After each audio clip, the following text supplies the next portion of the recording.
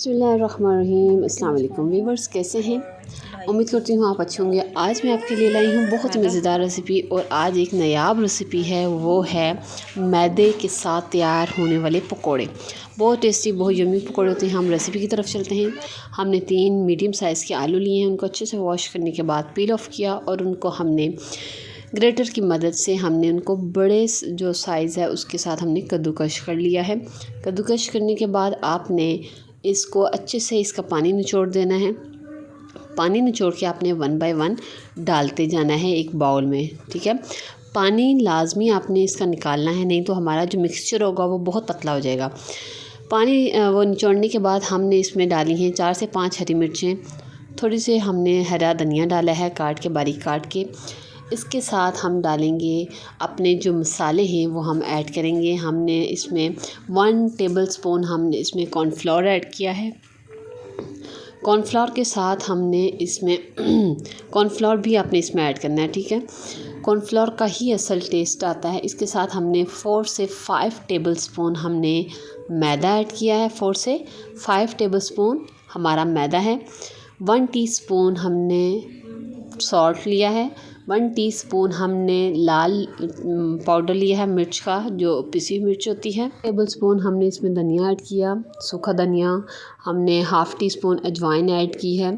साथ में हम इसमें ऐड करेंगे रेड चिली फ्लेक्स। हम इसमें 1 टीस्पून ऐड करेंगे। अपने मसाले लाजमी इसी तरह लेने हैं। 1 से 2 हमने 2 टीस्पून हमने रेड चिली फ्लेक्स लिया, और आपने इसको अच्छे से मिक्स करना है।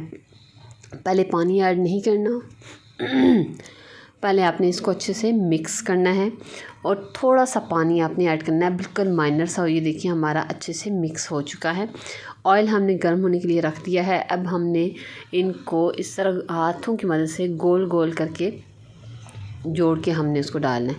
आप कबाब शेप में भी डाल सकते हो, आप कोफ्ते शेप में भी डाल सकते हो, सीख कबाब शेप में भी डाल सकते हो।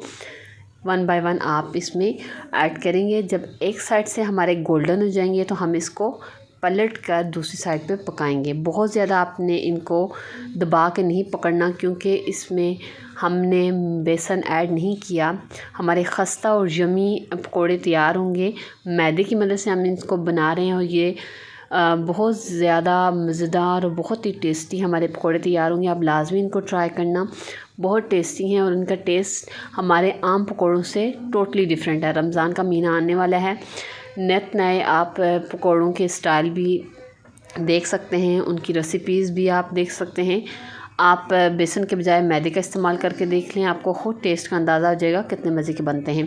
हमारे जो क्रिस्पी मज़ेदार चाइनीज़ पकोड़े तैयार हैं, बहुत ही मज़ेदार, बहुत ही टेस्टी पकोड़े हैं।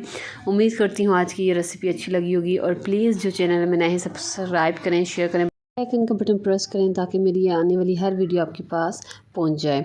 इसके साथ आप इस पकौड़ों के साथ चटनी भी ऐड कर सकते हैं, केचप भी ऐड कर सकते हैं। बहुत ही मज़ेदार टेस्टी हमारे पकौड़े तैयार हैं। लाजमी इनको रमज़ान में ट्राई करें, पहले ट्राई करें, आपकी मर्ज़ी, और कमेंट्स में बताया है। इजाज़त दीजिए, अल्लाह हाफ़िज़।